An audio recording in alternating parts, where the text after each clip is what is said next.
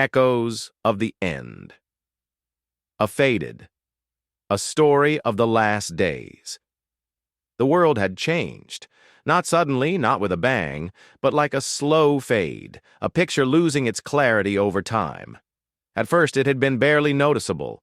A shift in the air, a new voice on the screens, the quiet vanishing of old ways. Then the light dimmed, and the streets blurred into a dream that no one seemed to wake from. He walked through the city, his steps soundless on the concrete that once pulsed with life. Now, everything felt muted.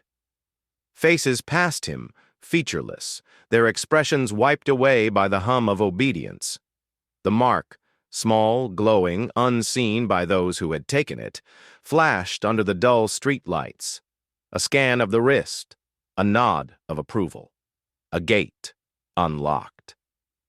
Those who bore it lived easily, moving through the digital veins of the new empire without resistance. He did not wear it. His breath came slowly, measured. He knew better than to stand out.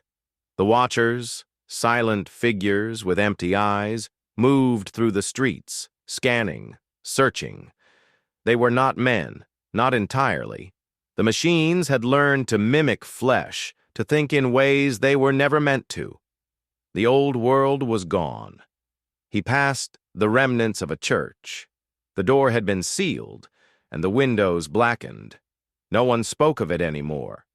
In its place, a new temple had risen, a monument to the one they all followed now, the one who had risen from the ashes of the fallen kingdoms, the one who had promised peace and delivered chains. His mind wandered, grasping memories that felt like echoes from a forgotten life, a time when people still gathered and spoke of things that mattered. A voice, rough with age, had once read words of warning to him, words from a book now outlawed. "And he shall speak great words against the Most High and wear out the saints." That voice was gone now. Perhaps it had been silenced, or perhaps it had simply faded with the rest of the world. A sound broke the stillness, the sharp click of boots on pavement. He ducked into an alley, pressing his back against the cold stone. A patrol passed, their movements precise, mechanical. They did not see him. Not yet, but they would. Eventually, they always did. He reached into his pocket, fingers closing around the worn edge of a scrap of paper. A verse, a promise, the last remnant of something real in a world that had become a lie. "Behold, he comes with clouds, and every eye shall see him."